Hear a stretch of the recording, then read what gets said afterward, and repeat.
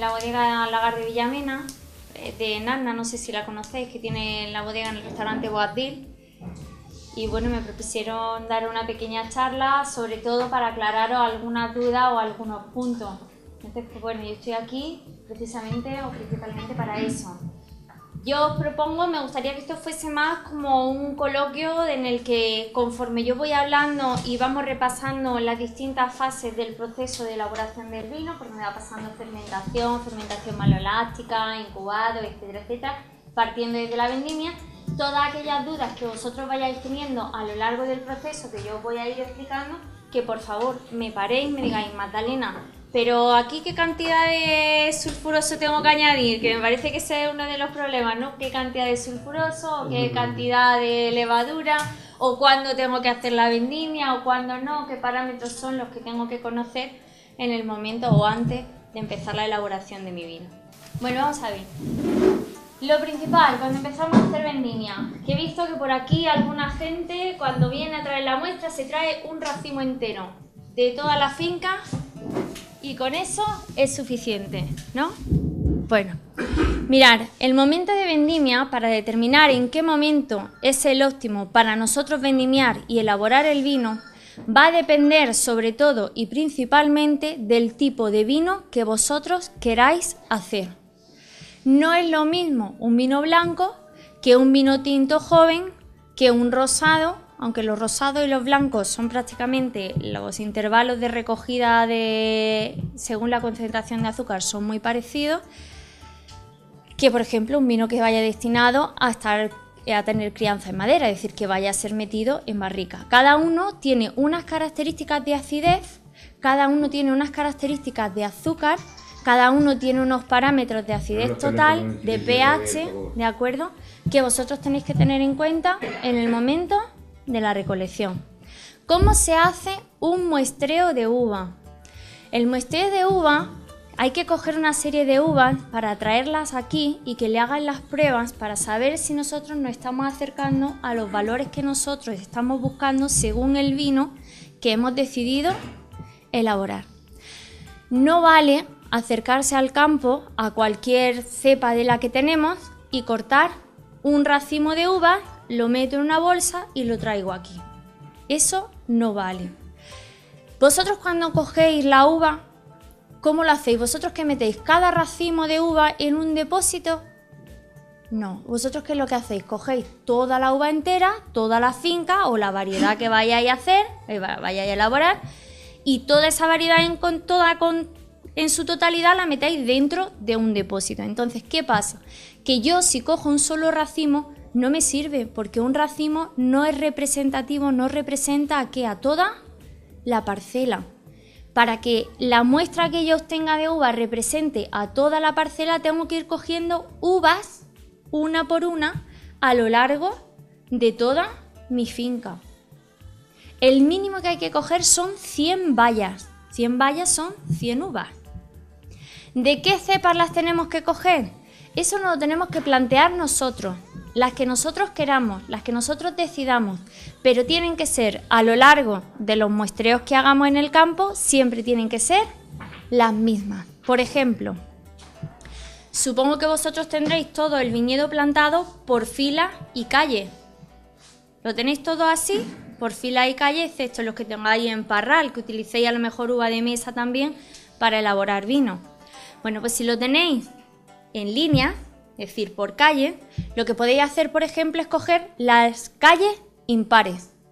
La 1, la 3, la 5 y la 7. O bien las pares, las que vosotros queráis, pero que siempre sean las mismas. Y luego, de la calle impar de la que yo he cogido, pues he cogido la 1, la 3, pues empiezo por la 1. Y cada 3 cepas, cada 3 plantas, cojo una uva de aquí. Otras 3 plantas, cojo una uva de la izquierda. Otras 3 plantas, cojo una uva de la derecha. Otras 3 plantas, cojo una uva de un racimo de la cepa que haya a la izquierda. Y así, derecha, izquierda.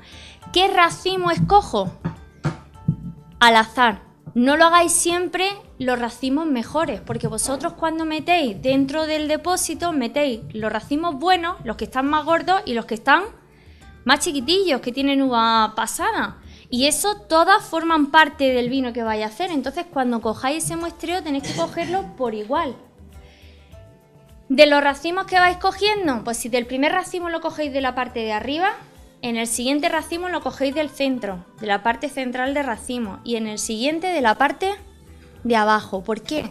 Porque dentro del mismo racimo no maduran igual las bayas, es decir, las uvas que están arriba, las que están en medio o las que están abajo. No maduran por igual. Ni siquiera maduran por igual los racimos en función de cómo están colocados en el pámpano. Cada pámpano, vosotros sabéis que echa como mínimo 2 racimos, de 2 a 3 racimos. Pues el racimo que queda más cerca de los nudos, más bajo, siempre va a tener mayor concentración en azúcares que el último. Entonces es complicado. Dices, vaya, pues si resulta que de los 3 o de los 2 que hay por cada pámpano, el de abajo siempre madura, el primero madura más que el último, y aún así dentro del propio racimo, de cada racimo, las de arriba maduran más que las del centro y que las de abajo, pues es un poco lío. Pues por eso cuando vosotros tengáis que coger uvas, procurar cogerlas de la parte de arriba del racimo, de en medio, de abajo y de distintos racimos posicionados a distintas alturas dentro de la cepa. ¿Sí? ¿Seguro? Vale. Pues así tenéis que ir repitiéndolo, salís de vuestra fila 1 y os metéis por la fila 3. Salís por la fila 3 y os metéis por la fila 5. Y siempre de las cepas que vosotros habéis elegido. Y tenéis que llenar una bolsita, tiene que saliros pues casi medio kilillo de uvas aproximadamente, ¿vale? Como mínimo tiene que haber 100. ¿Qué hacemos con esas uvas que nosotros hemos cogido? Pues hay que hacer hay que medirle una serie de parámetros. ¿Qué parámetros son los que principalmente vamos a medir? pH, vamos a medir acidez total y vamos a medir concentración en azúcar, o lo que es lo mismo, o lo que es equivalente, lo que llamamos grado alcohólico probable. No es definitivo. ¿Por qué es probable? Porque es el grado alcohólico que creemos que vamos a tener con el azúcar que tiene la uva en ese momento. Pero luego al final de fermentación veremos que varía un poquito. A veces suele ser, o normalmente el grado alcohólico suele ser medio grado menos de lo que solemos ver a través del refractómetro.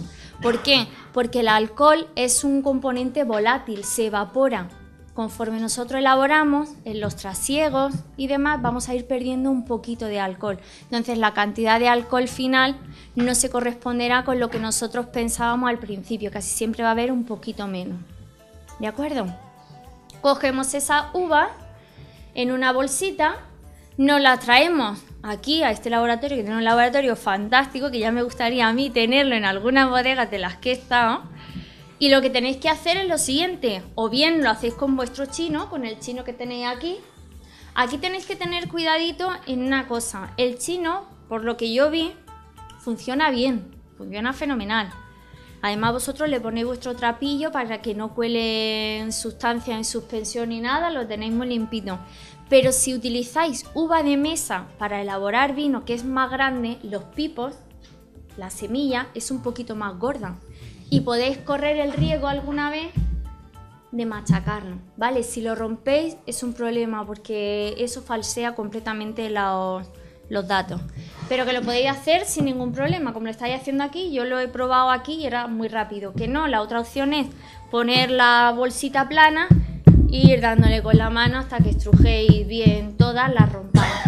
Cuando las rompáis, le hacéis un agujerito a la bolsa, o aquí como sale con esa tablita que tenéis tan fantástica con un agujero que ponéis el embudo y os sale el zumo abajo, pues cuando lo tengáis, sobre ese zumo es sobre el que se hacen las distintas valoraciones de análisis.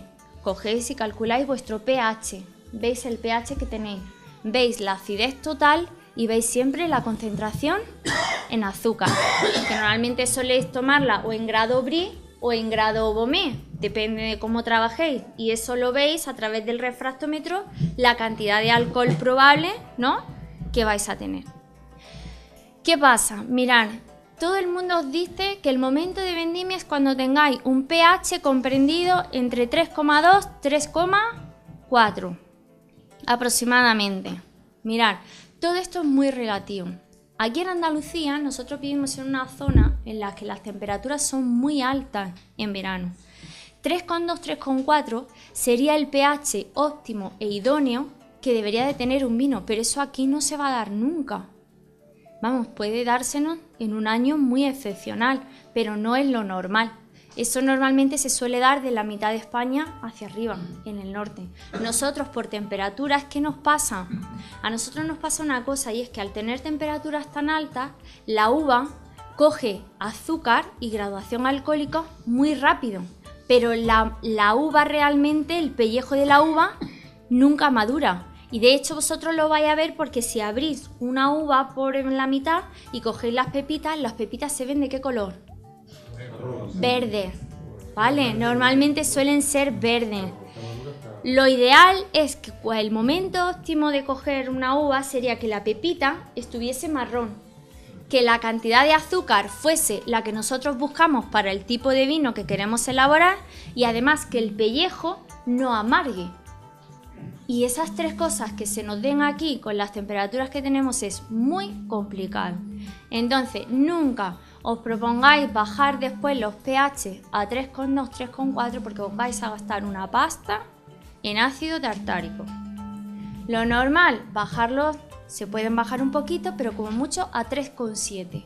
Aquí con un pH de 3,7 funcionamos fenomenal. ¿De acuerdo?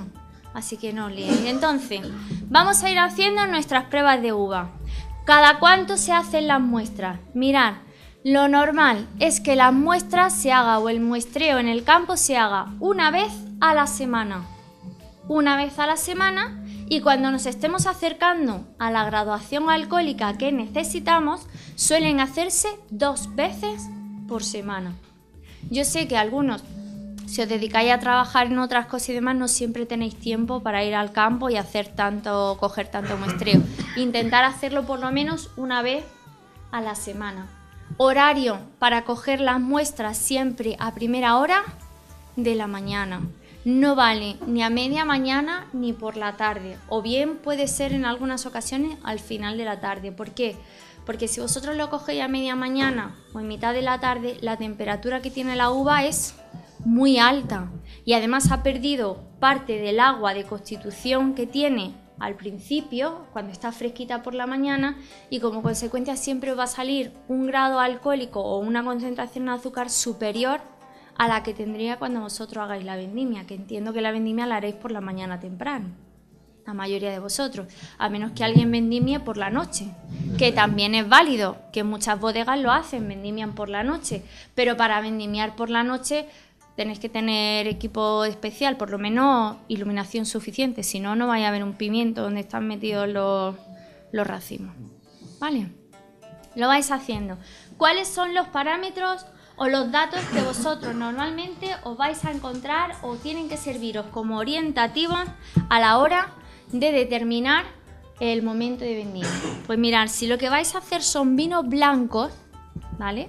Los vinos blancos se caracterizan porque son vinos que tienen una acidez alta acidez, son vinos que se consideran refrescantes, chispeantes, con graduaciones alcohólicas que más bien bajitas, no muy altas, porque la mayoría de los vinos blancos son considerados, muchos de ellos, no quieren decir todos, pero como vinos de aperitivo. Entonces, cuando tú vas a tomar un aperitivo y tomas un vino blanco fresquito, tú lo que quieres es que ese vino blanco que te sirva de aperitivo pero que no te emborrache, no te ponga loco perdido. Entonces, para eso necesitamos que las graduaciones alcohólicas también sean bajitas, aunque se utilizan para combinar con infinidad de platos, principalmente con pescado y mariscos. No quiere decir que solo sea para pescado o mariscos, los hay que van perfectamente con determinados tipos de carne. Entonces, en el caso de los vinos blancos, os aconsejan que la concentración de azúcar medida, por ejemplo, en grado Brie, os dicen que debería de ser entre 18 y 21,8. ¿Os lo apunto? Vale, ahora después lo apunto. Tiene que estar comprendido el grado Brie entre 18 y 21,8. El grado alcohólico probable, si vosotros traducís esa concentración de azúcar en grado alcohólico probable debe andar entre los 10 y los 12,5 grados de alcohol probable. Y bueno, la concentración os ponen que la acidez, en el caso de la acidez total, esté entre 5 y 8 gramos por litro. ¿De acuerdo? Entonces vosotros, cuando hagáis vuestras pruebas y veáis que a través del refractómetro habéis alcanzado entre 18 y 21,8 gramos de azúcar, o tengáis una concentración de azúcar expresada en grado Brie entre 18 y 21,8, que sea una concentración de alcohol entre 10 y 12 grados y aquí os salga que vuestra acidez total está comprendida entre los 5 y los 8 gramos por litro, es el momento de vendimiar. No paréis a pensar vendimio después de las fiestas de no sé qué, porque aquí es tradición vendimiar. No, porque pasa en muchísimas zonas. En la zona donde yo vivo, que es el norte de Granada, también hay mucha costumbre de vendimiar mucha gente después de los toros de la peza. Pero eso no es indicativo, es que eso depende de cómo venga el año. Si el año viene muy caluroso, después de los toros de la peza lo que te vas a comer son uvas pasas. Y el rendimiento que vas a sacar de vino es bajísimo. Eso no merece la pena. ¿De acuerdo? Vosotros tenéis que ir haciendo vuestras pruebas, ir una vez por semana al campo, hacer lo que os he dicho, coger una uvita de cada una de las cepas que tenéis allí, como vosotros queráis estipularlo, ¿vale? La forma de recogida, y ir haciéndole vuestras pruebecillas. Si lo que vais a hacer, por casualidad, son vinos tintos jóvenes, ¿vale? Os recomiendan que el grado Brie esté comprendido entre 21 y 21,8 si es un tinto joven, en grado Brie, que eso expresado en concentración de alcohol probable, de grado alcohólico probable, oscila entre los 12 y los 12 grados y medio, 12 y medio, y una acidez volátil de 6 a 7 gramos por litro. ¿De acuerdo? Estos son datos para la zona donde nosotros vivimos. ¿De acuerdo? Para zonas cálidas. Si nos subiésemos un poco al norte variarían un poquito algunos de estos datos. Si tú quieres puedes hacer una fermentación de un tinto en presencia de chi, de viruta de madera. Si quieren, son formas de elaboración más nuevas, pero se pueden hacer. Pero yo lo que me estoy refiriendo es cuando vosotros ya termináis la fermentación alcohólica, os hace la fermentación maloelástica y algunos los metéis para que tengan un tiempo mínimo de crianza en madera, ya sean 6, 12, 24 meses. Si vais a hacer vinos de este tipo, las características son distintas a un tinto joven. Os piden que la concentración en grado Brie sea de 22,5 a 24. ¿Vale? De 22,5 a 24. Que la concentración de alcohol esté comprendida entre los 13 y los 14 grados de alcohol probable. ¿Por qué queremos que tengan esta concentración de alcohol más alta? Porque ¿qué pasa cuando yo meto el agua? Si yo metiese la barrica, una barrica de madera, la llenase de agua y la tapara y la dejara quieta durante 6 meses, ¿qué le pasaría al agua? Que se pudre, huele mal. ¿Qué le pasaría al vino si el vino no tiene alcohol? Se pudriría, se iría. El alcohol es un conservante y necesitamos la presencia del alcohol para conservar el vino durante el tiempo que va a estar dentro de la barrica, y además porque el alcohol no solo es un conservante, sino también es un diluyente, es un disolvente. Entonces, si yo meto ese alcohol dentro de la madera, va a disolver características de la madera para pasársela ¿a quién? Al vino. Por eso necesito que haya alcohol. Primero por conservación y segundo por extracción de características. Dígame. Una preguntita. ¿Un tonelillo de roble, digamos, italiana, 6 meses va a estar sin mirando? ¿No? Claro, Mina. Por eso una vez cada 15 días más o menos, esto también depende de la temperatura que vosotros tengáis en la zona de crianza. No, ese hay que ir rellenándolo. Las barricas siempre tienen que estar llenas hasta arriba. Durante el tiempo que el vino esté dentro de madera, siempre tienen que estar llenas hasta arriba. El plazo para controlarlo es que depende de las características ambientales que tú tengas en tu bodega.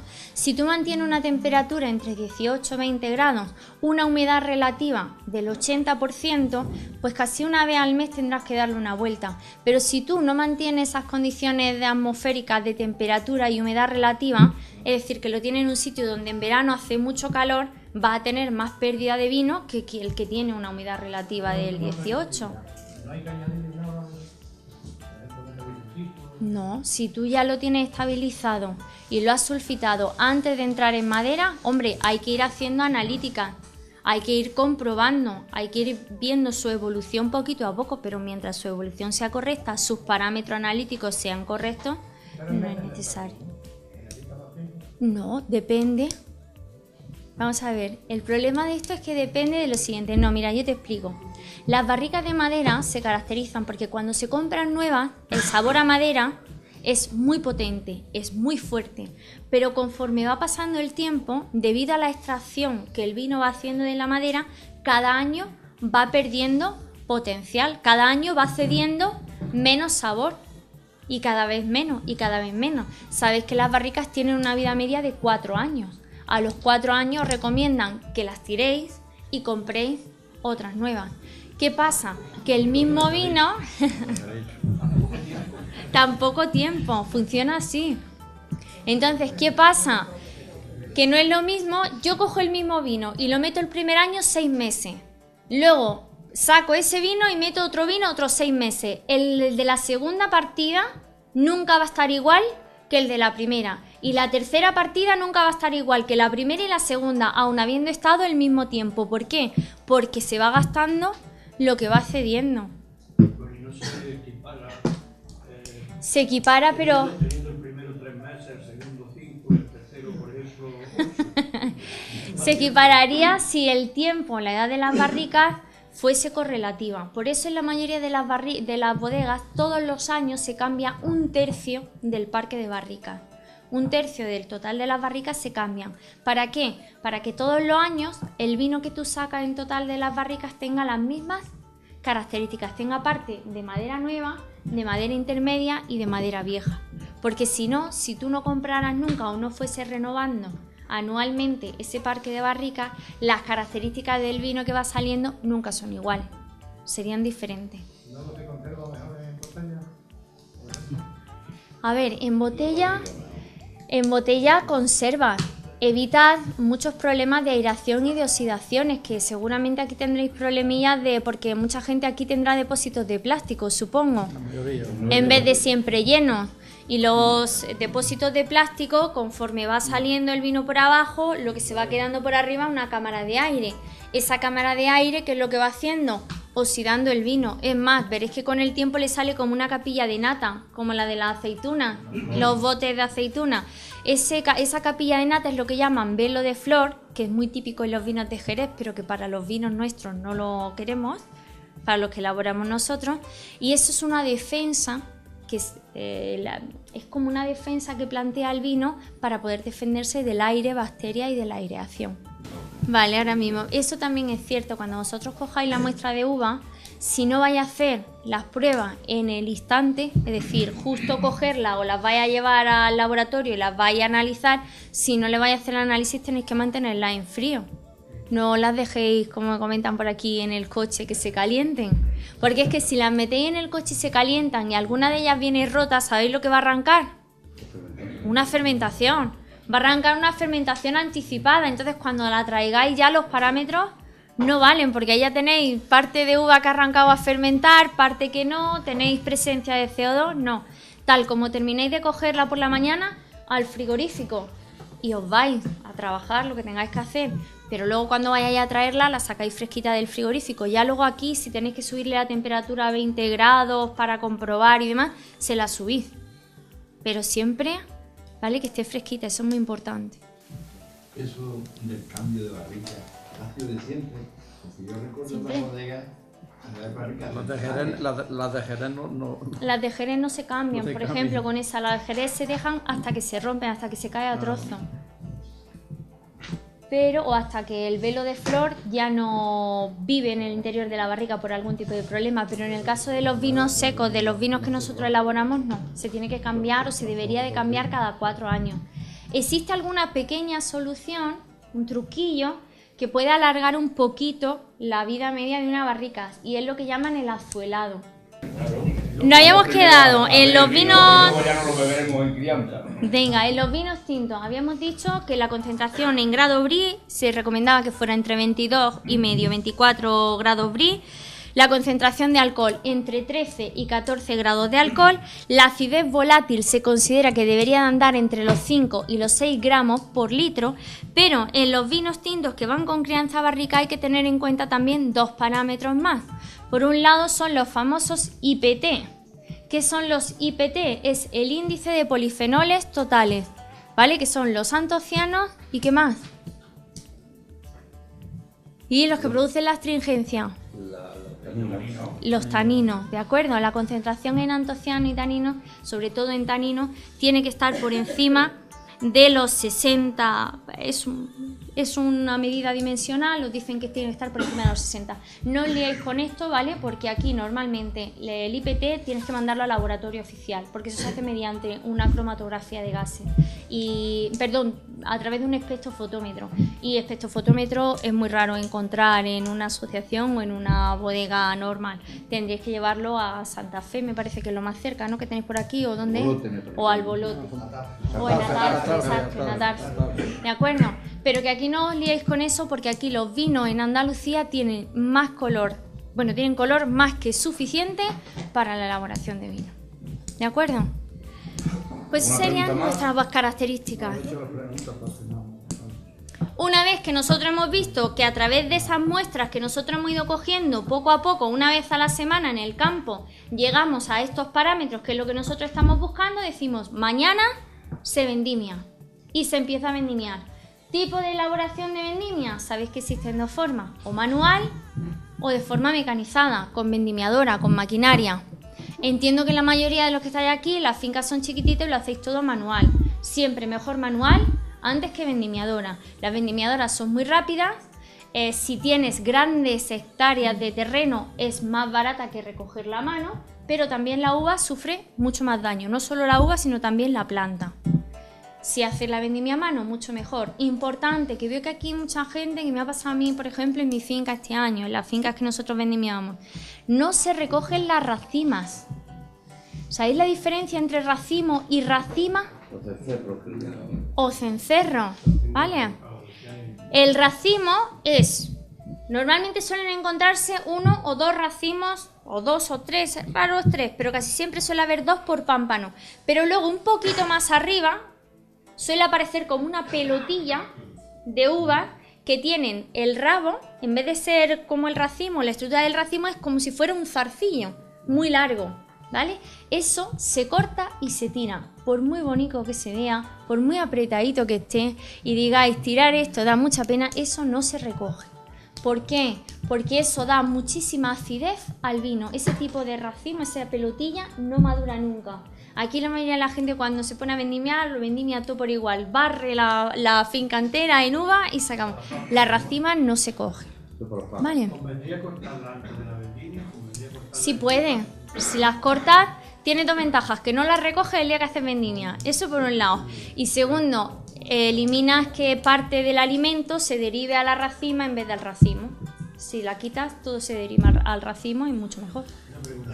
¿Qué pasa si te pasa de fecha de recolección? Vale, ¿qué pasa si te pasas de fecha de recolección? ¿Puedes tener la uva ahí en la parra y cosecharla en el mes de octubre? Por poder puede.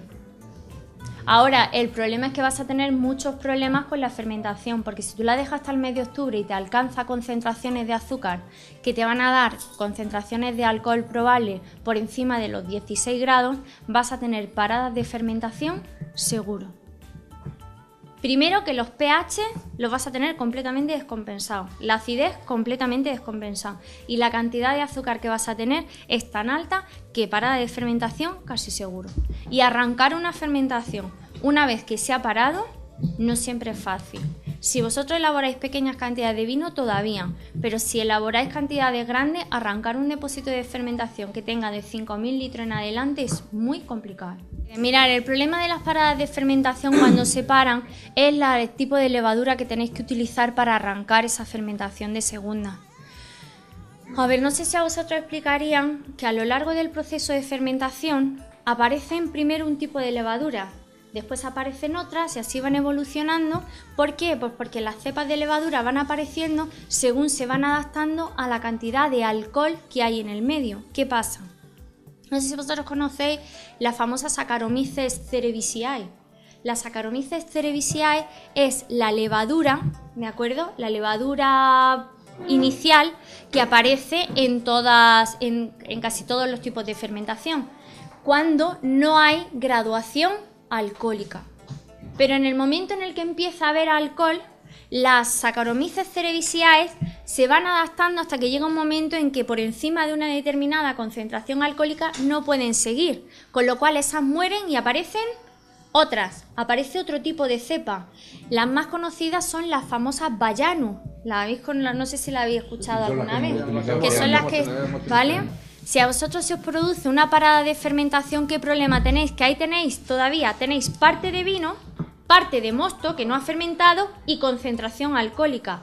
Entonces la levadura que tenéis que añadir para que eso vuelva a arrancar a fermentar es una levadura especial que tiene que saber trabajar en un ambiente en el que ya hay alcohol. Entonces ya no es tan fácil, y eso de ponerle zumo de uva normal, no, eso porque le pongáis zumo de uva normal no va a arrancar.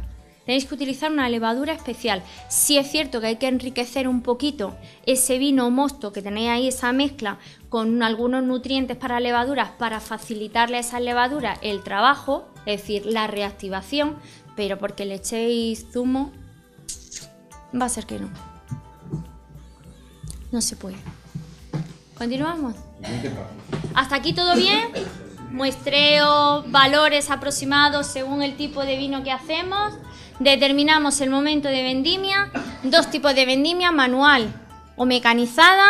Recordar siempre que es importante que recojáis la uva cuando no esté excesivamente fría, cuando no esté excesivamente caliente, siempre a primera hora de la mañana. Si estáis recogiendo uva hasta las 2 de la tarde, que algunas veces pasa, se recoge hasta las 2 de la tarde, esa uva no se despaliña a menos que baje su temperatura. Por debajo, que tenga que estar a unos 16, 15, 16 grados. ¿Qué tendréis que hacer en ese caso? Meterla en algún sitio donde tengáis frío para bajársela rápidamente, o bien dejarla en algún sitio para que coja un poquito de temperatura. Si la cogéis por la mañana, pues la prensáis por la tarde. No la dejéis muchos días sin despalillar, sin trabajarla, porque si no, del propio peso de la uva, las uvas, ¿qué pasa? Se van aplastando y si hay buena temperatura os va a arrancar una fermentación sin ni siquiera tenerlo todo despalillado.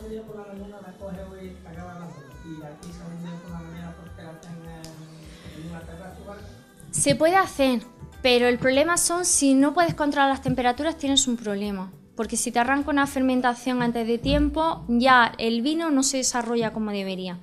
Nosotros lo hemos hecho, pero también es cierto que nosotros contamos con la ventaja de tener una cámara frigorífica o un cuarto frío, donde tú lo metes, bajas la temperatura de la habitación a 13 grados, por ejemplo, y lo puedes dejar un día, porque si no te da tiempo a hacerlo hoy, lo puedes hacer mañana. Pero mantenemos la temperatura de 13 grados o por debajo de 13 grados. Pero si tienes temperaturas de 20 y tantos, va a ser complicado. Si la temperatura es baja, no tienes problema de que arranque la fermentación, no pasa nada. ¿Hasta aquí bien todo? Bueno, pues ahora llegamos. Hemos conseguido esos valores de pH, acidez total, azúcar, que íbamos buscando según el vino que vamos a hacer, y nos llevamos la uva, la cortamos y nos la llevamos ¿a dónde? A bodega. Una vez que estamos en la bodega, ¿qué tenemos que hacer con la uva? Mirar, en el caso de que vayamos a hacer un vino blanco, ¿qué es lo primero que se hace? Lo primero que se va a hacer cuando tengamos un vino blanco es prensar. Sabéis que los vinos blancos se prensan directamente, no se maceran ¿con qué? Con el ollejo. Los que se maceran con el ollejo son los tintos. Pues tal como llega el vino blanco a bodega, lo que vamos a hacer es prensarlo, es decir, lo despalillamos, lo estrujamos y lo prensamos. Una cosa buena que van a tener o que debéis de tener en cuenta cuando despalilléis o estrujéis un vino blanco y lo vayáis a prensar es intentar hacerlo con la uva lo más fría posible. Cuanto más caliente esté la uva blanca a la hora de prensarla, el azúcar se vuelve escurridiza y cuando vosotros vais bajando la placa de vuestra prensa, vais a ver que eso va haciendo así como... y se van saliendo los ollejos por arriba, se van saliendo para arriba. ¿Por qué? Porque el azúcar sirve como una especie de lubricante y se van escurriendo. Entonces, si la podéis meter, cuanto más fría podáis meter, es decir, trabajar la uva blanca en el momento del despalillado y del prensado, os va a facilitar mucho las operaciones. A ver, cuando nosotros, eso es lo que llaman operaciones prefermentativas. Antes de fermentar, algunas bodegas lo que hacen es despalillar la uva, tanto la blanca como la tinta.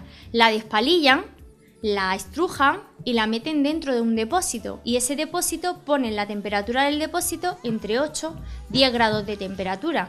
¿Qué consiguen con eso? Extracción de aromas y de sabores característicos de la variedad de uva. Eso, fantástico, magnífico. En este caso, estrujarla se refiere a pasarlo por la prensa. No. Es despalillarla. Despalillarla, exactamente. Lo que pasa es que despalilladora, estrujadora es la misma, normalmente suele ser la misma máquina la que nosotros tenemos. Despalillar separa la uva del racimo y estrujar es darle un poquito de presión a la uva, a la baya, para que se vaya rompiendo y vaya soltando el zumo de la uva. Aquí hay prensa parte, aquí. Vale, entonces si de la despalilladora ya os sale rota es porque lo que tenéis es despalilladora estrujadora, las dos cosas en una, ¿vale?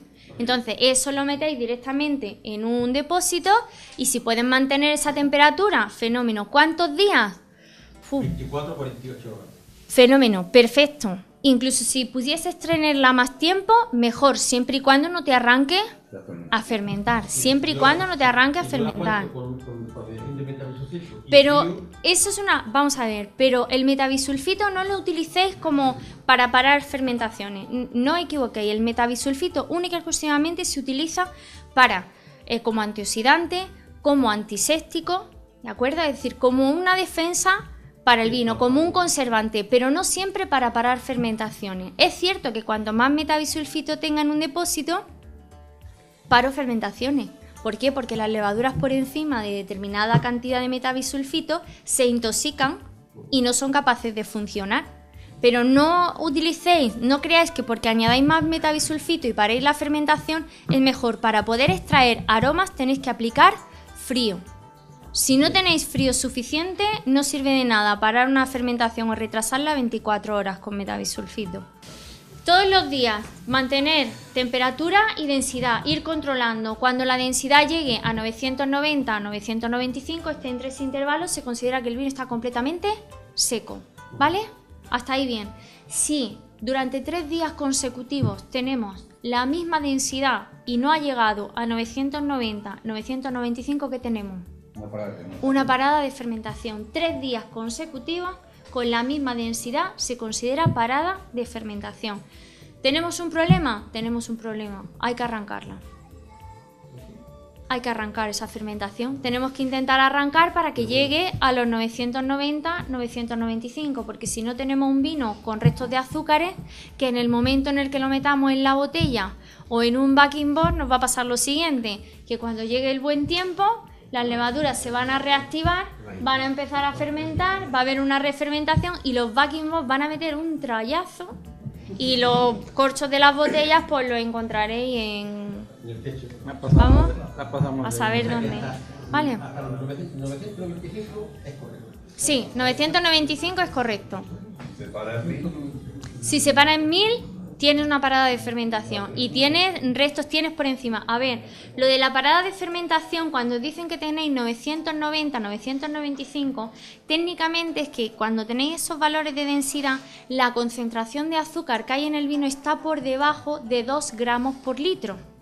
Cuando el vino tiene menos o igual a 2 gramos por litro, las levaduras ya no trabajan más. Ahí no vas a tener ningún problema de arranque de fermentación, pero todo lo que sea por encima de esos 2 grados, la levadura que haya en el vino, si tiene posibilidad de reactivarse, en el momento en el que se reactive, tiene una arrancada de fermentación en la botella o en el backing malt, ¿vale? Si eso es tener una parada de fermentación, arrancarla de 1000 hacia arriba, es decir, por encima de 1000, es bueno, se puede, no es que sea bueno, pero se puede arrancar, pero como tengáis, si os pare la fermentación en 1000 o por debajo de 1000, arrancar una fermentación ahí ya es casi prácticamente imposible. Mirad, si las vendimias se consideran sanas, la madurez que tienen es una madurez media, es decir, que tengan entre unos 11, 12 grados de alcohol aproximadamente, se suele sulfitar en una cantidad que va entre los 6 y los 8 gramos por cada 100 litros, por cada 100 litros o por cada hectolitro, ¿vale? No sé quién me dijo que le había echado, no sé si fueron 50 gramos por cada litro, que eso fue una pasada. Estamos hablando de sulfuroso, del metabisulfito, De- 50%, ¿no? No, pero de metabisulfito incluso, es decir, el metabisulfito en el paquete, si tenéis ahí un paquete de metabisulfito, cogerlo y os va a poner que por cada 100 litros o por cada 100 kilos de uva, porque os consideran que vaya a tener un rendimiento del 100%, que no suele ser así, pero bueno, no pasa nada. Está entre 6 y 8 gramos por cada 100 litros. ¿Vale? Es que no sé con quién hablé aquí una vez o algo así, conseguí hablar por WhatsApp también, que le di el teléfono a alguien y me escribió por WhatsApp, me dijo que le había puesto algo de unos 50 gramos por cada litro, es una pasada. Eso, como se meta un vasillo de vino, se va a poner, vamos, tiritando. Aquí como ¿Vale? no tenemos balanzas, somos lo que solemos decir es un tapón de una Coca-Cola. Yo lo he pesado y lo he mirado y suele pesar entre 8 y 10 gramos aproximadamente. Vale, depende, pues, depende vale. de lo que le eches, pues, Vale. tapón por hectolitro es lo que estamos recomendando nosotros. ¿Está bien así? Sí, eso puede valer, ¿vale? Eso Siempre puede que esté la valer, pero vendimia esa sana. cantidad, siempre que la vendimia esté sana. Si no, Si hay la que aumentar la vendimia, dosis. exactamente, si la vendimia está sana, pero tenéis graduaciones alcohólicas ya un poquito más altas, es decir, que la madurez de la uva ya es un poquito más alta, se recomienda que se añadan entre 8 y 10 gramos de metabisulfito por cada hectolitro o por cada 100 kilos de uva, ¿de acuerdo? Y en el caso de que las vendimias vengan afectadas por algún tipo de hongo, tengáis algún problema, tenéis que subir un poco la dosis entre 10 y 12 gramos por cada 100 litros. ¿Vale? Siempre es bueno que nunca os paséis con el metabisulfito. ¿Por qué? Porque el metabisulfito, si está en exceso, puede primero pararos la fermentación. O la puede parar. Pero además de que os la puede parar, el metabisulfito es siempre bueno que esté por debajo más que por encima, para que luego en el momento del embotellado podáis jugar con la cantidad total que vosotros podéis poner. Vosotros sabéis, no sé, pero están me parece en 110 o 120 miligramos por litro el total, el sulfuroso total que se te permite por legislación. Tendría que mirarlo, pero me parece que anda por ahí, ¿vale? Vosotros tener en cuenta que vosotros vais a empezar añadiendo metabisulfito desde que empieza la vendimia a lo largo de todo el proceso hasta que embotelláis, y no os podéis pasar de esa cantidad legal porque por encima de eso se considera tóxico. Pues siempre echarle un poquito de menos. ¿Para qué? Para que antes de embotellar y hagáis vuestro análisis de sulfuroso total, ver lo que tenéis y lo que le podáis añadir antes de embotellarlo, siempre tengáis algo con lo que jugar, ¿vale? Para ir protegiendo el vino poco a poco. Eso tenéis que ir jugando con todo esto. Se puede quemar azufre para evitar el tener problemas, pero si usted está quemando azufre cada 2x3 es lo mismo que si estuviera añadiéndole metabisulfito, no en la misma forma, porque la forma de añadírselo es distinto, es azufre, pero es como si le estuviera haciendo una aportación de azufre cada 15 días. No, eso no. Vale, es como que en vez de echarle metabisulfito le ponemos azufre. Es una posibilidad, y mucha gente que no tiene gas inerte, por ejemplo durante fermentaciones, lo que hace es quemar una pajuela de azufre, crea un ambiente de azufre que no sea rico en oxígeno, cierra y mantiene. Es cierto que mantiene, pero no se puede quemar una pajuela de azufre cada 15 días. Pues parece bien que continúe las explicaciones, que al final hacemos alguna pregunta, si no, Vale. entre las preguntas individuales las vamos a tener que hacer por la mañana. No, bueno, no pasa nada, no hay prisa. Si hay alguna duda, preguntamos. Vale. Vale. Después, cuando terminemos nuestra fermentación, Pues, ¿qué tenemos que hacer? Hay que hacer un par de trasiegos importantes, por favor. Los vinos blancos fermentan completamente cerrados. Los depósitos fermentan cerrados. Los que tengáis depósitos de plástico, el taponcillo este que lleva arriba, se lo desenroscáis y se lo ponéis del revés, para que si tiene que salir algo, el propio CO2 va a desplazar el taponcillo para salir el exceso, ¿vale? Nunca se dejan completamente abiertos por los problemas de oxidación, porque el vino blanco se oxida con mirarlo. Entonces, para evitar esos problemas de oxidación, no se deben de mover, al menos que llegues cuando ya tenga una densidad de 1020, 1030 aproximadamente. Entonces sí, darle una pequeña aireación, se hace un remontado con aireación. ¿Para qué? O lo bazuqueáis, lo movéis, para que las levaduras se enriquezcan un poquito, tengan oxígeno disponible, porque las levaduras para poder vivir necesitan la presencia de oxígeno. Vale, vosotros tenéis que hacerlo así. En bodega lo que se hace es que se enchufa una microoxigenación, una pequeña botella que tiene oxígeno, y se le añaden aplicaciones de oxígeno cada cierto tiempo. Vale, pero vosotros tenéis que abrirlo, airearlo un poquito, pero el resto del tiempo tapadillo, ¿vale? Para que no se oxide. Una vez que lo tengáis todo completamente fermentado, ¿qué tenéis que hacer? Pues primero hay que esperar un poquito. Hay que sulfitar. Lo primero que se hace es sulfitar. Una vez terminada la fermentación, en el blanco hay que sulfitar. ¿Por qué? Porque una vez terminada la fermentación, el vino blanco ya es susceptible de ser atacado por cualquier tipo de bacteria. Entonces, lo primero es sulfitar. ¿Cómo o qué cantidad? Pues tenemos que sacar nuestro vino, hacemos un pequeño análisis, vemos la cantidad y tenemos que subir el sulfuroso libre a unos 30 miligramos por cada litro. Subimos, sulfitamos, y una vez que sulfitemos y estemos estabilizados, hay que esperar unos días, ¿vale? Para hacer los trasiegos. ¿Por qué?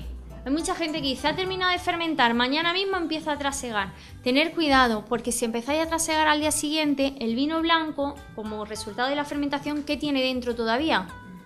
CO2. ¿Y ese CO2 qué va a impedir?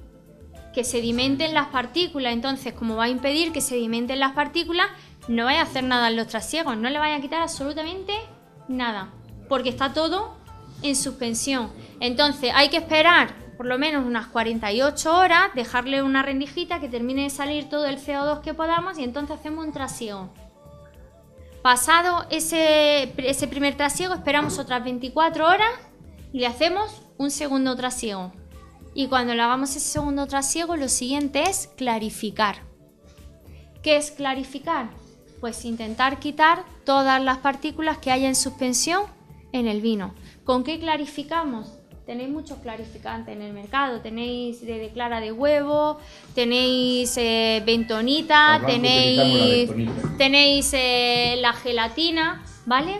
Si utilizáis la bentonita, tenéis que tener en cuenta una cosa. Tenéis que utilizar la bentonita para clarificar, tenéis que utilizar la bentonita mezclada con un poco de gelatina. ¿Por qué? La bentonita, si la habéis visto, es como una especie de yeso, es como una especie de cemento, ¿vale? Que vosotros lo preparáis y demás, lo añadís a la superficie del vino, esperáis a lo mejor una semana para que todo baje abajo y después tenéis que ir sacando el vino sin mover el fondo, ¿sí? Sin mover el fondo, ¿para qué? Pues para que todo lo que ha quedado abajo no se vuelva a poner en suspensión. ¿Eso antes o después de trasegar? Después de trasegar. Primero trasiega 2 veces, y una vez que haya terminado de trasegar, es decir, uno a las 48 horas de terminar el vino, aproximadamente, más o menos, ¿vale? No siempre es tan estricto, pero más o menos. Después hacéis un segundo trasiego a las 24 horas del primero que habéis hecho, y después clarificáis.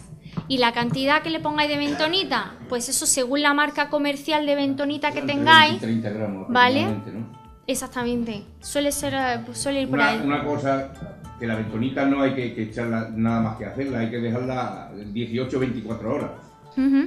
Se echa con el agua, normalmente se bate bien, y si no, pues con una batidora que tienen las mujeres, la turme que le llamamos, se bate bien y se deja, y eso se hace como una masa. Al día siguiente se le añade otro poco de vino, se disuelve y es cuando se deja. Hay que dejarla entre 18 y 24 horas. Aquí tenemos clarificante, tengo yo aquí, que tiene la gelatina, la bentonita y la... Ah, vale, pues eso. Es de para blanco y para Vale. tinto. Eso normalmente suele venir, en la forma de preparación suele venir en el saco que tenéis. Sí. Ahí tenéis, le sacáis una fotocopia para que cada uno cuando se lleve su parte proporcional, pues cada uno la tiene que preparar. Pero siempre combinar la bentonita con gelatina, porque la bentonita por sí sola no sedimenta bien, ¿vale? Necesita un pequeño aporte, una pequeña ayuda extra. La echamos, esperamos una semana sin que se mueva el depósito, que el depósito no se mueva, a ser posible cerrado herméticamente, sin cámara de aire. Si tenéis siempre lleno, fenómeno, que no tenéis siempre lleno, intentar llenarlo hasta arriba, hasta el taponcito este que se enrosca, que esté hasta arriba, aunque cuando vosotros lo apretéis se salga vino, pero que vosotros aseguréis de que esté lleno hasta arriba. Si no, podéis hacer lo que dice este hombre, quemarle una pequeña pajuelilla de azufre para que el ambiente caiga alrededor. Lo que pasa es que recordar que le estáis añadiendo un poquito más de azufre, luego vais a tener que airear. Esperáis esos 7 días, sacáis el vino limpio con ayuda, o bien si tenéis el grifo a una determinada altura, todo lo que salga por encima del grifo y lo que esté por debajo se tira, es decir, donde estén ya los fangos, o si no tenéis grifo y tenéis que sacarlo por arriba, coger una varilla, le atáis la goma a una determinada altura del suelo, siempre le dejáis 4 o 5 centímetros, se lo atáis bien con cinta aislante o lo que sea, o con un par de bridas, y lo sacáis por arriba. Una vez que tengamos nuestro vino limpio y ya lo tengamos clarificado, pasamos a lo que es la fase de estabilización. ¿Qué es la fase de estabilización? Estabilizar un vino es intentar que las características analíticas y las características organolépticas de ese vino permanezcan intactas a lo largo del tiempo, que no cambie. ¿Cómo se consigue eso? Eso, la única forma de conseguirlo es con frío. ¿Forma de hacerlo? Pues como vosotros habéis hecho muy bien, botellas de agua congelada, le metéis 4 botellas, bueno, depende de la dimensión de vuestro depósito. Intentar que la temperatura siempre esté pues 4 o 3 grados de temperatura. Ahora en invierno eso también es más fácil porque cuando empecéis a clarificar ya casi que será diciembre aproximadamente, ir manteniendo esa temperatura, sacáis una, metéis otra, sacáis una, metéis otra, ¿vale? Las botellas siempre bien cerradas, que no haya pérdida de agua, durante 4 o 5 días. Las sacáis y ese vino a 4 o 3 grados, más o menos, eso está bien. Eso es frío, eso es mucho frío. Vale, no, eso no es duro, eso es nada más que congelar botellas de agua, es una forma fácil de hacerlo, ¿vale? Y cuando lo tengáis a esa temperatura aproximadamente durante 3-4 días, pues lo siguiente que hacéis es una última analítica para comprobar acidez, pH y sulfuroso, y se rectifica lo que haya que rectificar antes de embotellar. ¿Que le falta un poquito de sulfuroso? Pues le añado un pelín de sulfuroso que me falta. Si veo que el pH está muy alto, para que no tenga problemas después de bacterias, le añado un poquito de ácido cítrico, por ejemplo, que también aporta acidez al vino blanco. Lo máximo de ácido cítrico que se puede añadir al vino es 1 gramo por cada litro, ¿vale? No hace falta siempre añadirle el gramo, con añadirle un pelín en caso de que tengáis los pH descompensados, si no, no es necesario, ¿vale?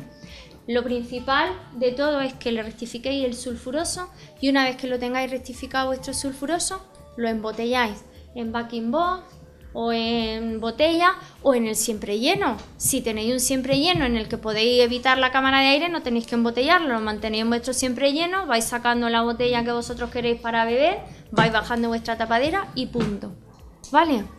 E intentar que aguante lo máximo posible. En el caso de los tintos, es exactamente el proceso, es prácticamente el mismo que lo que acabamos de hablar. La única diferencia es que cuando nosotros cogemos el tinto, para hacer tinto hemos visto que los parámetros que necesitamos de azúcar, de pH y de volátil son distintos. Bueno, pues sabemos que tiene que tener un poquito más de graduación alcohólica que el blanco. Entonces, ¿cómo lo tendré que recoger? Un poquito más tarde, un poquito más madura la uva. La recogemos, nos la llevamos a bodega, la despalillamos, ¿de acuerdo? Una vez que la despalillamos y la tenemos metida en el depósito, ¿qué es lo que vamos a hacer con ella? Le vamos a hacer, ¿vale? Le vamos a hacer una analítica, vamos a coger una muestrecita y vamos a ver, pues pH, acidez total, ¿de acuerdo? Y le miramos la temperatura, la densidad y el grado alcohólico probable. En el caso de que tengamos pH por encima de 3,4, ¿qué es lo normal? Pues no pasa nada. Si está a 3,6 está fenómeno. Si está a 3,7 está fenómeno. Si está a 3,8, 3,9 está un poquito alto. Vamos a bajarlo un poquito. Antes de que arranque a fermentar tenemos que modificar un poquito ese pH, ¿vale? ¿Cómo? Con la adición de ácido tartárico. Venid aquí, compráis vuestra pequeña cantidad de ácido tartárico. ¿Qué cantidad de ácido tartárico tenemos que añadir? Mirad, 1 gramo por litro de ácido tartárico baja el pH en 0,2, ¿vale? En 0,2 y aumenta la acidez volátil en 0,75, ¿vale? 0,75, 0,8. Sí, 1 gramo por litro de ácido tartárico baja el pH en 0,2 puntos, ¿vale? En 2 décimas. Y sube la acidez total en 0,75, ¿vale? Gramos por litro. ¿Y los rosados lo mismo? Igual. Es decir, eso es un aumento que hace el ácido tartárico, ya sea blanco, tinto, rosado, lo que sea, vale para todo. Pero yo tengo que modificarlo, tengo que intentar que mi pH esté entre 3,6 y 3,7. ¿Vale? Nunca os propongáis bajarlo a 3,2, a 3,4 porque os vais a gastar un dineral y no tiene sentido. En los vinos de aquí eso no se va a conseguir nunca. Vale, el tartárico casi siempre se suele utilizar a principios de fermentación, antes de fermentación, y el cítrico antes de embotellar. Para compensar diferencias de acidez, se utiliza el cítrico antes de embotellar. Para compensar pérdidas de acidez, en el caso de antes de fermentación, tartárico. Vale. Modificamos esa cantidad de pH. Y lo que sí tenemos que ver es el sulfitado. ¿Qué cantidad? Exactamente las mismas que las que os he dicho antes. Las que he dicho para blancos son las mismas para tintos. No hay diferencia. La misma cantidad según os venga la vendimia. Si es más sana, con un grado alcohólico medio, si está más madura, ¿vale? Añadid vuestra cantidad de metabisulfito, ¿vale? Lo metéis todo en el depósito y a fermentar. Prepararos vuestro pie de cuba. Si queréis hacer algún tipo de maceración prefermentativa, podéis hacerlo. Sulfitáis, bajáis la temperatura, ¿vale? A unos 10 grados aproximadamente y la mantenéis un par de días, 3-4 días a esa temperatura. Intentar que no arranque la fermentación. Aquí hay una cosa importante. En el caso de los blancos, no hay tanto problema en tenerlo entre 8 o 10 grados, 3 o 4 días sin que te arranque la fermentación. Entonces, ¿qué pasa? Tenéis que tener mucho cuidado con el mantenimiento de ese vino tinto, de esa pasta, antes de que arranque a fermentar, a esos 10 o 8 grados de temperatura durante X días. Cuanto más frío le metáis, mayor extracción de tanino.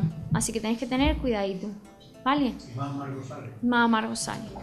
Entonces, esas maceraciones prefermentativas, si queréis tener extracción de aromas o de sabores, cuidadín con las temperaturas.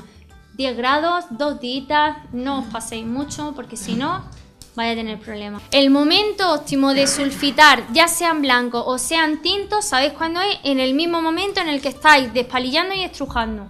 Tal como estáis despalillando y estrujando, cogéis agua, ¿vale? Disolvéis la cantidad de sulfuroso que necesitáis o que vayáis a utilizar. Medís vuestros 6 u 8 gramos por cada 100 litros. La cantidad la disolvéis en un poquito de agua, ¿vale? Y conforme tenéis una jarrita al lado y conforme va saliendo la pasta que vosotros después vais metiendo en el depósito o directamente al depósito, de vez en cuando le vais echando un chorrencillo, hasta que lo gastéis todo, ¿vale? La cantidad. ¿El blanco también? Y en el blanco igual, claro. Y más, y en el blanco mucho más, porque el blanco tiene muchísimos más riesgos de oxidación que el tinto, con lo cual la utilización del sulfuroso tienes que empezarla desde el mismo momento en el que estás despalillando. Es muy difícil que a 10 grados te arranque una fermentación. Pasado esos 2 días, ¿de acuerdo? Tenéis cuidadito lo que yo os digo con la extracción del tanino, porque cuanto más frío, más extracción de tanino tenéis, y hayáis sulfitado, le añadís la cantidad de sulfuroso que tenéis.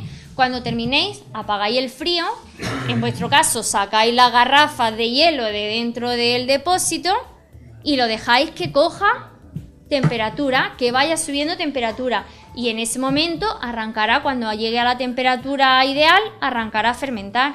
¿En qué momento le ponéis las levaduras si vais a hacer una maceración de esas prefermentativas?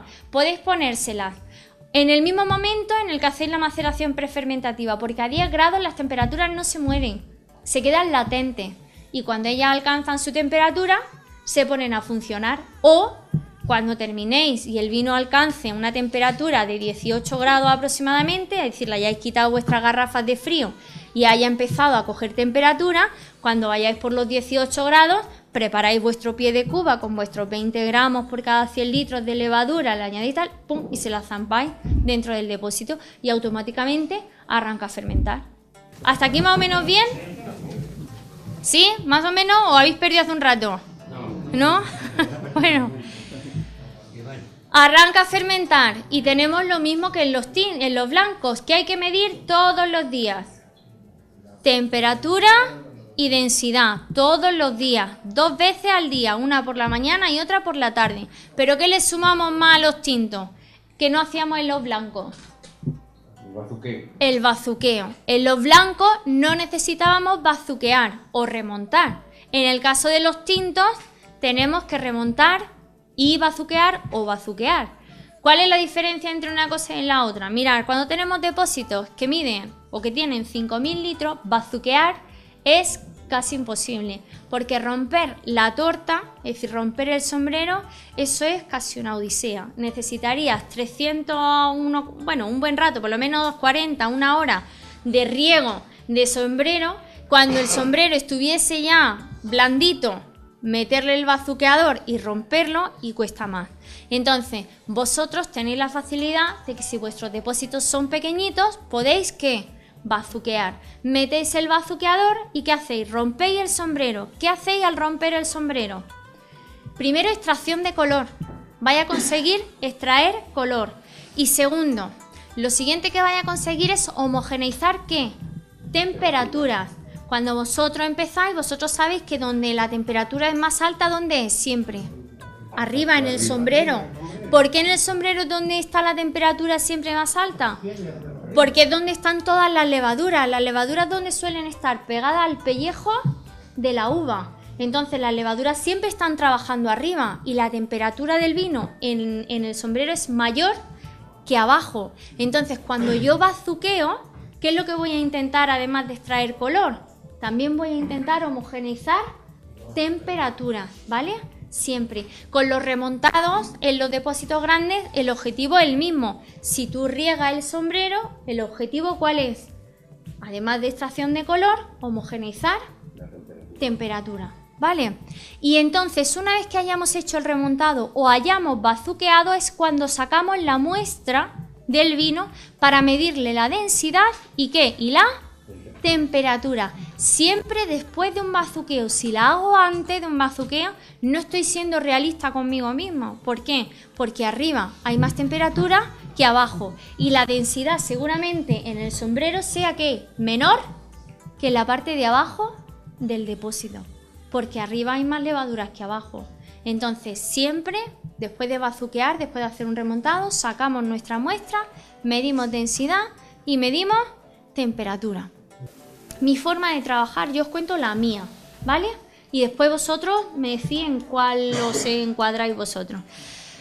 Cuando yo trabajo, normalmente lo que hago es que despalillo, estrujo, meto toda la pasta dentro del depósito de fermentación. Yo hago maceración prefermentativa, pero porque las características de la bodega te lo permiten. Tiene caramizas de refrigeración el depósito, puedes bajar la temperatura y tal.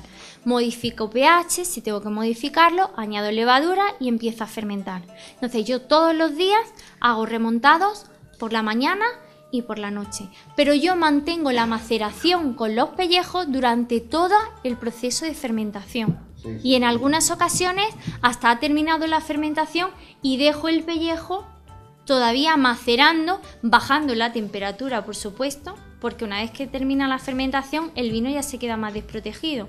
Tienes problemas de que te arranque automáticamente ¿qué? La fermentación maloláctica por las temperaturas. Entonces, para que no arranque maloláctica ni tener problemas de bacterias, bajo la temperatura a 18, 16 grados y mantengo una maceración con los ollejos de unos 20 días aproximadamente, ¿vale? Además de lo que ha estado fermentando con ellos. ¿Para qué? Porque yo extraigo todo el color que puedo para que cuando meta el vino en la barrica no se quede corto de color, no pierda excesivamente color. Pero también se extrae más tanino, ¿no? También se extrae más tanino. Es peligroso si no has cogido la uva en su momento óptimo, porque si tú has cogido la uva para hacer un vino de crianza en el que la pepita y el ollejo está bien maduro, no debería de tener ningún problema, ¿vale? También es cierto que eso no lo he dicho, y eso es a base de mucho tiempo también, porque eso no lo vaya a conseguir en 2 días, pero bueno, se va notando, si lo practicáis de un año para otro, lo notáis.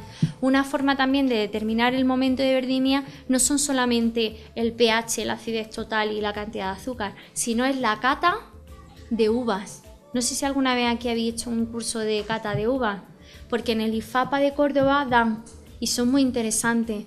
Entonces, en la cata de uva te enseñan el tiempo, si se desprende bien la pepita de la pulpa o no. Tienes que masticar, darle 10 veces, masticar durante 10 veces el pellejo de la uva. Ver si pasado esos las 10 veces que lo has masticado es muy astringente, poco astringente. Te enseñan a morder el hueso de la uva, ¿vale? Ver el amargor que tiene. Y si nosotros lo utilizamos también para la determinación de la vendimia en vinos que van destinados a crianza en madera. Es decir, no solo los parámetros analíticos, sino también la cata de uvas, que se utiliza mucho. Vale, al principio cuesta un poquito, pero ya en cuanto lo haces un par de veces, incluso tú mismo en el campo, en cuanto pruebes un par de veces o cate un par de veces las distintas variedades de uva, te quedas con el cante rápido. Vale. Entonces, yo tengo esa forma de trabajar, ¿de acuerdo? Otra forma de trabajar es, mucha gente lo que hace es lo siguiente: si lo que vas a hacer es un vino joven, yo te he hablado de un vino en crianza en madera, si lo que vais a hacer es un vino joven, los tiempos de maceración son más cortos. Es decir, por ejemplo, tú puedes decir lo siguiente: yo cojo mi vino, mi uva, la despalillo, la estrujo y la meto dentro del depósito, arranca a fermentar. Pero cuando llevo una fermentación y voy remontando o bazuqueo, y todo 2 veces al día, le tomo la densidad y temperatura sus 2 veces al día, pero cuando llego aproximadamente a una densidad de 1020 aproximadamente, descubo. Si tiene suficiente color para ser un vino joven, saco todo lo que hay en el depósito, lo prenso, vuelvo a meter el líquido dentro del depósito, le añado un poquito de activador de fermentación, de nutrientes para levadura, y dejo que termine de fermentar. Yo puedo descubar antes de que termine la fermentación. ¿Por qué? Porque ya ese vino, para ser destinado a ser joven, tiene suficientemente color. Vale, existen distintas formas. Tener cuidado una cosa, mirar, pasa una cosa, cuando vosotros quitáis la torta, ¿vale? Si vosotros descubáis antes de que haya terminado el vino de fermentar, os va a pasar una cosa: la temperatura va a bajar de forma drástica, porque como en el ollejo es donde se encuentran la mayoría de las levaduras y donde más actividad hay, vais a tener unas temperaturas a lo mejor de 28, 26 grados. En el momento en el que quitáis el sombrero, la temperatura os va a bajar a 22, 23 grados, 20 grados en algunas ocasiones.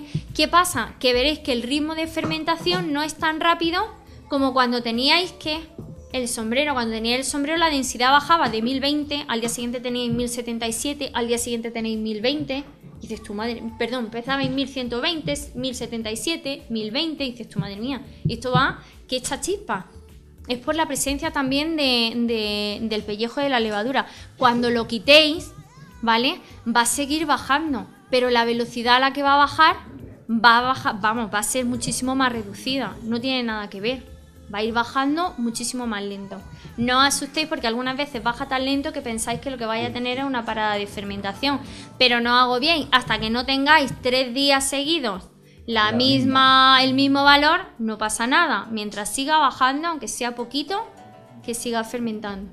A ver, en el proceso de fermentación tenéis varias etapas. Una de ellas es lo que es la fermentación en sí, y hay una parte de la fermentación, un proceso que le llaman la fermentación tumultuosa. La fermentación tumultuosa es un periodo del proceso de fermentación alcohólica en el que las levaduras tienen una actividad muy alta. Entonces, cuanto más alta sea su actividad, mayor generación de calor, mayor graduación alcohólica. Bueno, más graduación alcohólica no, más azúcar transforman en alcohol con mayor velocidad. ¿Vale? Termináis de fermentar, ya como vosotros lo hagáis. Si habéis descubado antes, pues ya tenéis el vino limpio. Que no habéis descubado antes, podéis descubar en el momento en que ha terminado la fermentación. ¿Que queréis hacer una maceración más larga? Pues descubáis después. El caso es que en el momento en el que acaba la fermentación alcohólica pasa una cosa. En el caso de los vinos blancos, tal como termina la fermentación alcohólica, ¿qué hemos hecho? Hemos sulfitado y trasegado, ¿de acuerdo? En el caso de los vinos blancos, de los tintos, ¿qué pasa? No se puede sulfitar. ¿Por qué? Porque si nosotros sulfitamos y añadimos sulfuroso, inhibimos ¿qué? La maloláctica, pararíamos la fermentación maloláctica. Y si paramos la fermentación maloláctica no la hace. Y es muy importante que los vinos tintos hagan la fermentación maloláctica, ya sean jóvenes o sean para crianza en madera. ¿Por qué? Porque la fermentación maloláctica lo que hace es estabilizar los vinos. Transforman lo que es conocido como el ácido málico, que es un ácido que procede ¿de dónde? De la uva, lo transforman en un ácido que se llama ácido láctico, o también conocido como el ácido de la leche, el del yogur. ¿Qué pasa? Que el ácido láctico es más estable que el ácido málico y además es más suave y menos amargo.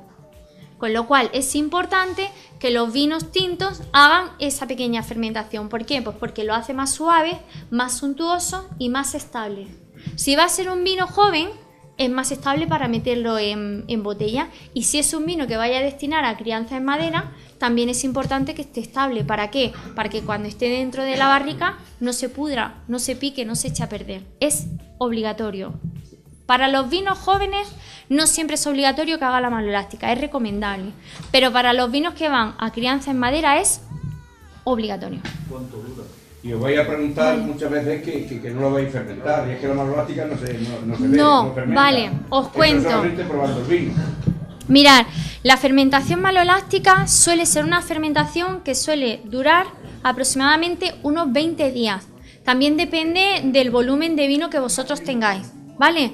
Pero suele durar aproximadamente unos 20 días. Y la temperatura ideal para que se lleve a cabo la malolástica oscila entre 20 y 22 grados de temperatura.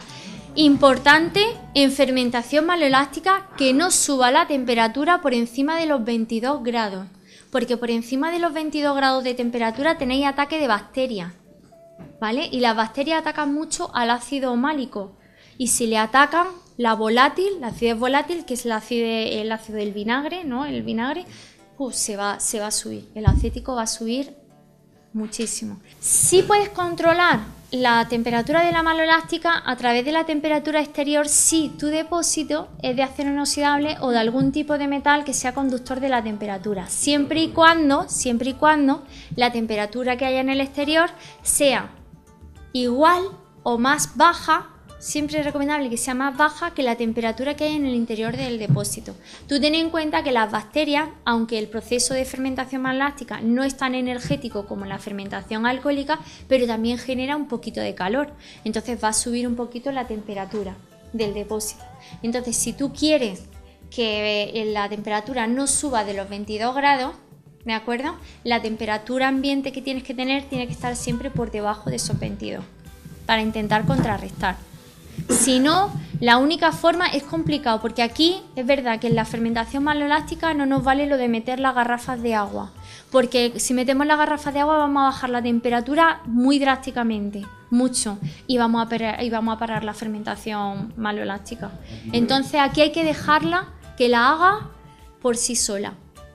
Lo normal es que arranque por sí sola. En algunas ocasiones se solapan. En algunas ocasiones estamos terminando la fermentación alcohólica y casi que no ha empezado la malolástica. Y en algunas ocasiones tarda un poquito más.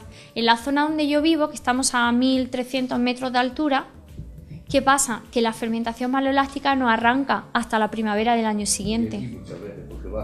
Porque baja tanto ya la temperatura ambiente que no la termina. Entonces no se reactiva por sí sola hasta la primavera siguiente. ¿Qué pasa? Que si el vino es para ti, no tienes problema. O si el vino, tal como termina, lo metes en barrica para que haga la malolástica, la puedes hacer en dos sitios, o en inoxidable o en barrica. Si la hace dentro de la barrica, pues cuando lleguen las buenas temperaturas, la hará por sí sola dentro. Pero si tú tienes una bodega en la que tienes que hacer frente a una demanda de vino, no te da. Tú no puedes esperar a que llegue la primavera siguiente para que haga la malolástica. Entonces, si no la hace por sí misma, la tienes que inocular. Tienes que comprar bacteria láctica directamente, subir con ayuda de las camisas de refrigeración, subir la temperatura del vino hasta los 20 grados, mantenerla a 20 grados y meterle la levadura láctica. ¿La alcohólica cuánto? La alcohólica depende, pero la alcohólica en unos 15 días más o menos la tienes terminada. Entre 1 o 2 que arranca la fase tumultuosa, que dura 4 o 5 días, y luego la terminada de fermentación, entre unos 10 15 días la tienes terminada. ¿Y la malolástica cómo se nota cuando está? Es muy complicado. Mirad, la malolástica, olvidaros de pensar que podéis ver cómo se hace la malolástica, porque no. Vale, es muy difícil, os lo digo por experiencia. La fermentación alcohólica sí, porque además tú la ves hervir, la oyes que parece una aspirinilla efervescente que está funcionando. La malolástica no. La malolástica tienes que coger, y eso se recomienda, cuando termina la fermentación alcohólica, coger una muestra de vuestro vino, la lleváis al laboratorio, le calculáis pH, acidez total, acidez volátil. Importante que sepáis la volátil antes de empezar la malolástica, porque la malolástica os va a subir la acidez volátil casi en medio punto. Casi en medio punto. Por encima de 1 gramo por litro de acidez volátil, se considera que eso ya es ilegal. Entonces lo normal es que los vinos que hay en esta zona, en la zona de aquí del sur, estén entre 0,5 y 0,6 de volátil. Es lo normal. Lo normal es que cuando le hagamos el análisis, después de haber terminado la acidez malolástica, la volátil esté entre 0,5 y 0,6. Es un intervalo de seguridad aproximado que tenemos en la zona donde vivimos. Y además de esa acidez, de la acidez volátil, pediros también concentración de málico para saber qué cantidad de málico tenéis real y a ver cuándo empieza la malolástica.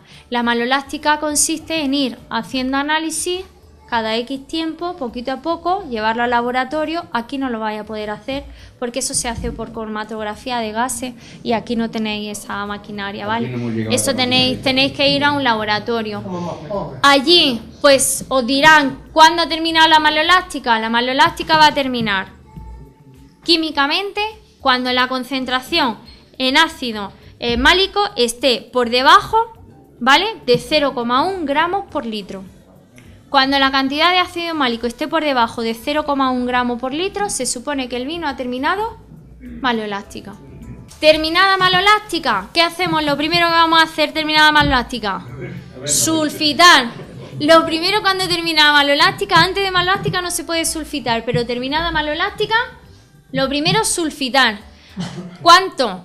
Cogemos, hacemos nuestra muestra, nuestra pruebecita y vemos qué cantidad de sulfuroso libre tenemos. Y total, y subimos el sulfuroso libre igual que en los blancos, a 30 gramos o 30 miligramos, mejor dicho, 30 miligramos por cada litro, ¿vale? Lo subimos y una vez que lo tengamos, ¿vale?, hayamos sulfitado, haya terminado la malolástica, actividad siguiente es hacer un par de trasiegos. Se hacen un par de trasiegos, ¿de acuerdo? Igual puedes hacerlo a las 48 horas de haber sulfitado, ¿vale? Y después hace otro a las 48. Yo no hago ningún trasiego. Yo lo que hago es lo siguiente. Yo pongo filtro, ¿vale? Terminada la fermentación malolástica, sulfito y engancho el filtro.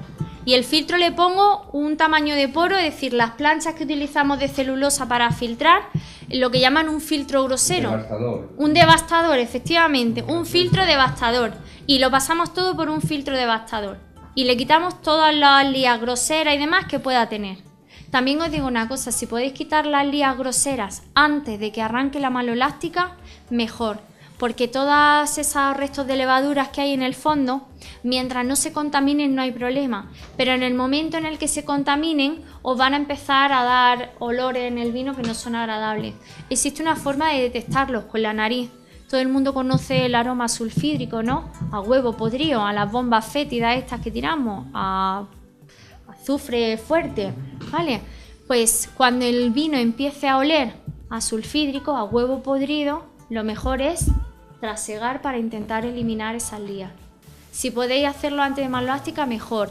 Que no se puede porque arranca la malolástica estando, os quedáis quietecitos, esperáis a que termine y en cuanto termine la malolástica, sulfitáis y filtráis. O bien hacéis 2 trasiegos intentando quitarlo todo lo que podáis, o bien metéis en un filtro devastador y quitáis todo lo que podáis. Una vez que tengáis el vino limpio, ahí ya depende de vosotros lo que queráis hacer. Si lo vais a meter en barrica, pues a madera. Si lo vais a embotellar, pues lo embotelláis. Si lo vais a dejar en vuestro depósito de acero inoxidable, pues lo dejáis. Ya depende de lo que vosotros queráis hacer. Si queréis hacer, por ejemplo, un vino tinto joven, pero con un pequeño toque de madera, porque no tengáis barrica, pues compráis chip. Eso normalmente, bueno, ya la clarificación, igual que en los blancos, vosotros ya una vez que hayáis hecho la malolástica y haya terminado, si no le vais a poner chip, no lo vais a meter en barrica ni nada, clarificáis.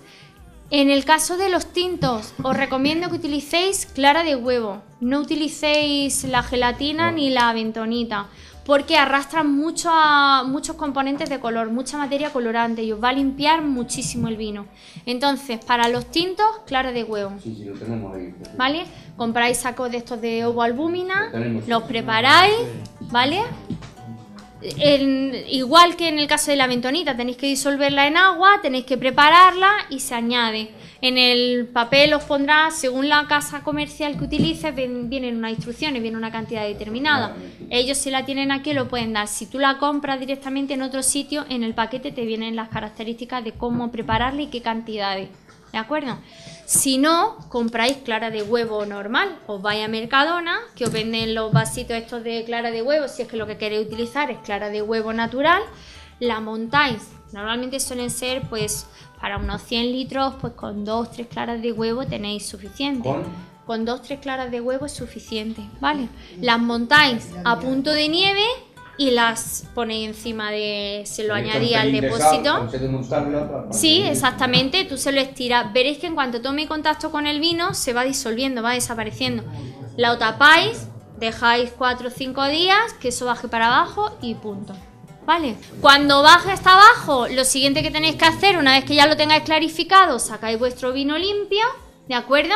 En el caso de los tintos no es necesario estabilizar, no es como los blancos que tienes que meterlo en frío, no es necesario estabilizar y ya pues lo que vosotros queráis, o lo dejáis en vuestro depósito, lo metéis en botella o lo que sea. A bebérselo y ya está. Si lo metéis en barrica, pues tenéis que llevar un control un poquito más exhaustivo. Las barricas siempre tienen que estar llenas hacia hasta arriba. ¿Por qué? Mirad, la barrica es un material poroso, es madera.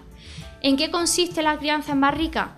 La barrica tiene agujeritos, la madera tiene agujeros. Entonces, de lo que se va a tratar es de un intercambio de oxígeno entre el exterior y el interior de la barrica, ¿de acuerdo? Mientras se va evolucionando el vino. Pero ese intercambio de oxígeno se hace muy lentamente porque es a través de unos poros muy chiquititos, ¿vale? Entonces, a la vez que se produce ese intercambio, se va accediendo aromas y sabores de la barrica al vino y viceversa, ¿vale?